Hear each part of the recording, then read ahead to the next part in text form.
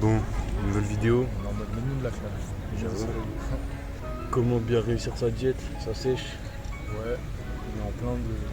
Enfin, moi je suis à la fin, il me reste 3 semaines. Là, on a fait quoi, 3 mois de diète, 3 mois de sèche. J'ai commencé en mai, du coup j'ai fait mai, juin, il me reste 3 semaines de juillet, donc quasiment 3 Voilà. mois du sèche du coup. Tu veux dire pourquoi? Parce que dans 3 semaines je pars à Los Angeles, tu vois. Je peux pas afficher un physique de gros lard. C'est ma première vraie sèche.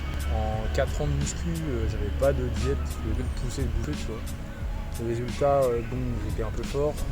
J'avais un physique correct, mais j'étais un gros lard en vrai, tu vois. Ouais. Du coup là, première vraie sèche. Pour l'instant, je suis grave content du résultat.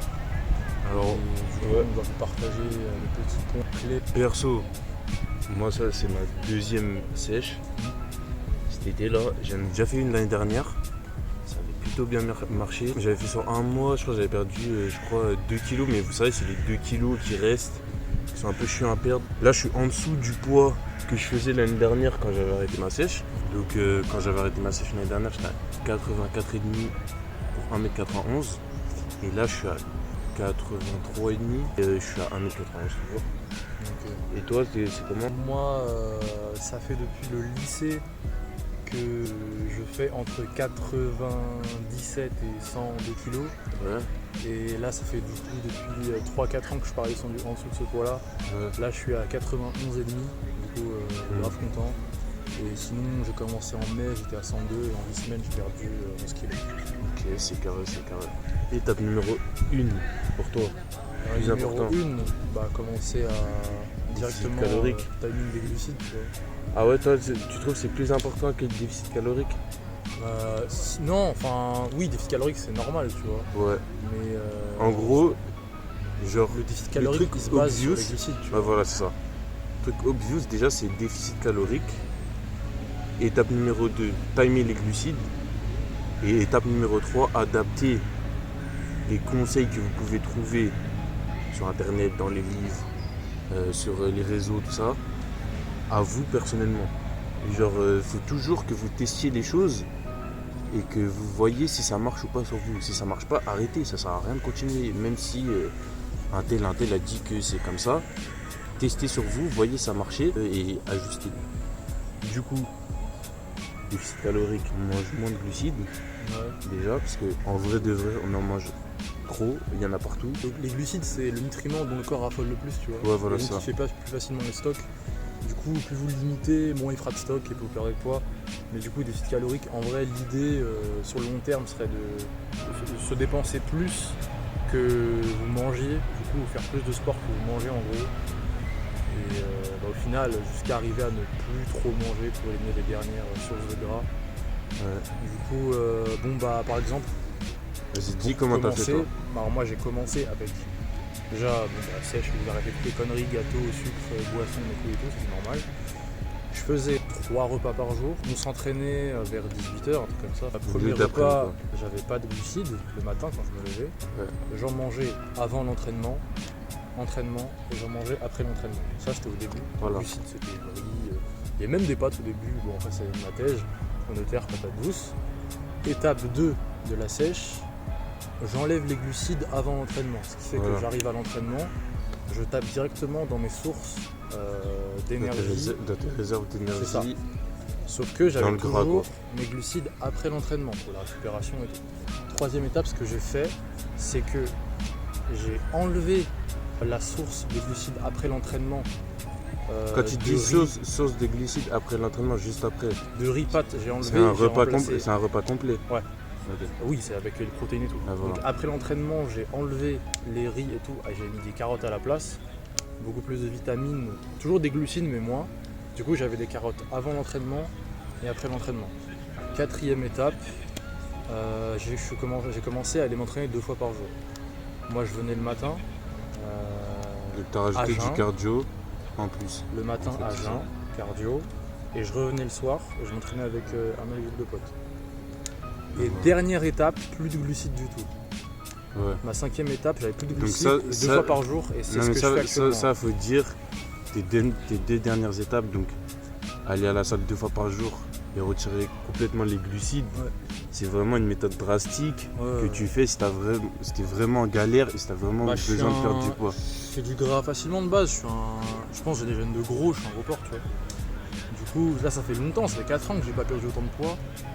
Et j'ai jugé utile de faire ça, du coup je l'ai fait. Après c'est moi, t'as vu. Alors que, par exemple, moi, je vais dire moi ce que j'ai fait. Donc au début, pareil, glucides avant, après l'entraînement. Nous, on a viré les glucides. Du coup, même le soir, sauf si on s'entraîne genre à 20h et qu'on rentre, bah là on prend des glucides.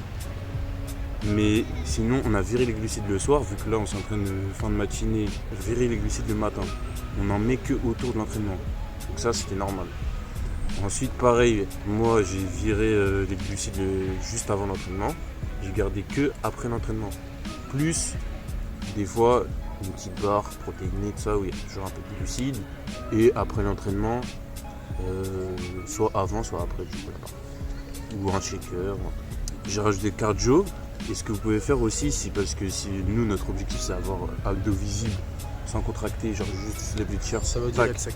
Ça tac. veut dire être sec, ça. Et du coup, pour faire ça, il faut rajouter aussi des abdos. Parce que si vous ne travaillez pas vos abdos, vous aurez beau être sec, en vrai, vous n'aurez pas de volume et ce ne sera pas forcément très esthétique. La Tu veux parler un peu de cheat meal avant l'entraînement? Cheat meal, vous pouvez en faire. Déjà, nous, on aime bien manger. Donc, forcément, les cheats, même les petites conneries, les gâteaux, tout ça, on aime bien. Même tout le monde, la plupart des gens, ils aiment bien. Toi, tu es plus de l'école. Avant d'atteindre l'objectif, il faut pas trop cheater, tu vois. Bah après c'est moi, t'as vu, moi je fais Ouais. facilement de la rétention, du gras et tout. Mm. Du coup j'essaie de vraiment limiter ça. Ouais. J'en ai fait, mais il y a 2-3 techniques pour limiter la casse. Voilà. On va vous expliquer du coup. Donc, en vrai de vrai, le mieux, c'est si vous arrivez à vous focus, pas de cheat, genre C'est de l'idéal. toute votre C'est sèche, très dur. on va dire sur 2-3 mois, franchement c'est dur. Et en plus, vous n'avez pas que ça à faire. Des fois, la muscu, c'est pas votre préoccupation première. Ça veut dire, des fois, vous sortez avec des potes, vous devez cheater. Donc, comment faire pour limiter la casse? Numéro 1, vous mangez pas de glucides de la journée où vous faites le cheat. Et vous mangez genre juste un peu de légumes, un peu de viande, un peu d'œufs, un peu de poisson, un truc comme ça, normal. Vous vous entraînez, vous faites une grosse séance bien énergivore, plein de des mouvements polyarticulaires, tout ça. Ouais. Plus Bah, un bon hit, cardio, un un bon cardio cardio aussi, ça peut être pas mal. Pour bien vider les réserves, vous faites votre cheat. Avant la séance, avant le cheat. Ouais, avant le cheat. Vous faites votre cheat, vos réserves elles débordent. Le lendemain, vous venez à la salle, à jeun, sans rien avoir mangé. Faites votre séance normale, voire même vous pouvez refaire un hit, un truc comme ça pour bien vider toutes les réserves. Et moi, ce que j'aime bien faire, c'est. Là, par exemple, j'ai mangé tacos hier. Là, je rentre chez moi. Là pour l'instant, j'ai pas mangé, je suis à jeun. J'ai bu de l'eau, j'ai pris un shaker. Franchement, c'est rien. Je rentre chez moi, pas de glucides, juste légumes, viande. Et pareil pour ce soir. Du coup, moi, les 2 jours, avant et après le cheat, je mange pas de glucides. T'as un truc à rajouter? Peut-être le lendemain, Ouais. beaucoup s'hydrater, boire beaucoup Ouais, voilà. d'eau pour Ouais. de la rétention d'eau. Voilà, c'est ça. Même les 2 jours qui suivent, Ouais, voilà, c'est ça. c'est comme s'il n'y avait pas eu de cheat. Et après, L'idée c'est juste de, avant le cheat, éliminer toutes vos ressources, toutes vos réserves d'énergie. Ce qui fait qu'après le cheat, vos réserves seront juste pleines. voilà. Si vous n'aviez pas fait la séance juste avant, les réserves seraient du surplus, que du surplus en fait. Voilà, c'est ça. Ce qui fait que au lieu d'avoir un surplus, elles sont juste remplies. Ce qui fait que demain, quand vous entraînez à jeun, vous les videz juste en fait. Alors que si vous n'avez pas fait ça, le lendemain vous allez vous entraîner, vous allez éliminer le surplus, mais il y aura toujours des réserves pleines. Voilà. Donc voilà, c'est tout. Et buvez de l'eau. C'est tout, hein, je pense. Fréquence, je sais pas. Une fois tous les 10 jours, je pense que c'est quelque chose qui est pas mal. 10-14 jours, c'est pas mal. Ouais. Après, si vous faites une fois par Tous les semaine, 7 ça jours, c'est va. un peu un intervalle un peu court, je trouve. C'est court, mais ça peut le faire. Ça doit pas être une En routine fait, le cheat. ça dépend. En fait, ça dépend de votre morphologie et comme je vous ai dit tout à l'heure, vous testez. Si vous faites une fois par semaine, moi par exemple, je sais, je peux faire 1-2 cheats par semaine. Je peux limiter la casse et je peux repartir les 2-3 jours suivants, ça va bien se passer. Je pense que toi, c'est pas le cas, par exemple. Toi, tu fais un cheat par semaine, c'est dur après de rattraper, tu vois. Du coup, il faut qu'il envoie du cardio, très gros cardio. deux fois par jour pendant 3-4 jours. Ça fait un mois que je fais du cardio 2 fois par jour. Donc voilà, donc 7. on espère qu'on a bien fait tout le tour du sujet. Des diètes, du cheat, il y a peut-être, je sais pas, l'entraînement.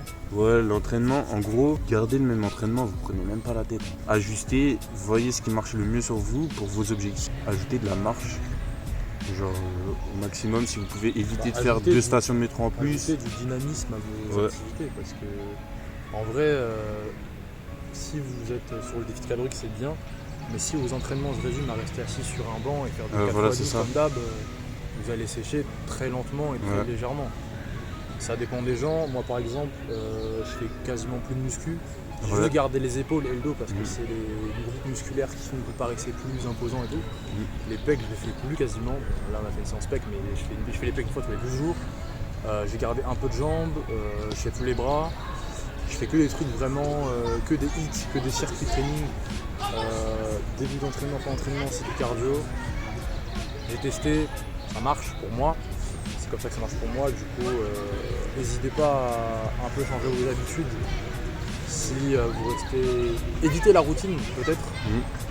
Trouvez votre routine. Trouvez votre routine, celle qui marche le mieux.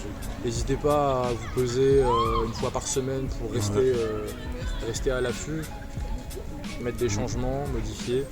Comme ça, vous avez une trace à chaque fois régulière de votre progression. Et voilà, je pense que c'est pas mal déjà. C'est bien d'avoir une trace chiffrée, mais c'est mieux de voir la trace visuelle. C'est-à-dire que tu te regardes dans le miroir. Le chiffre sur la balance. Voilà. Mais ça, c'est un indicateur. Si sur le miroir, sur le visuel, ça rend mieux, vous êtes c'est bien, ça. Et que vous sentez que c'est bon, arrêtez. En fait, c'est sur le long terme, c'est ce qui va mieux marcher que perdre du poids. Parce qu'en fait, perdre du poids sur le court terme, ça va te motiver, mais après, tu atteins vite ton truc, et après, tu te relâches. Alors que si visuellement, tu perds et genre, t'es plus plat, t'es plus rempli au niveau des muscles que tu veux remplir, c'est ça qui est le mieux, quoi. Bon, je pense qu'on a fini. Ouais, je pense que là on a fini, on a fait bien le tour de tout ce qu'on voulait aborder. On espère que vous aurez kiffé. Si vous avez des questions, commentaires. En vrai c'est stylé, si vous avez des questions, n'hésitez pas. On est là, on a nous ça nous fait réviser. Voilà, ça. Likez, commentez, abonnez-vous. La diète c'est bien, l'entraînement c'est bien, les deux c'est mieux. L'un va pas sans l'autre. Exactement. Enfin, l'un va. Ouais si c'est ça.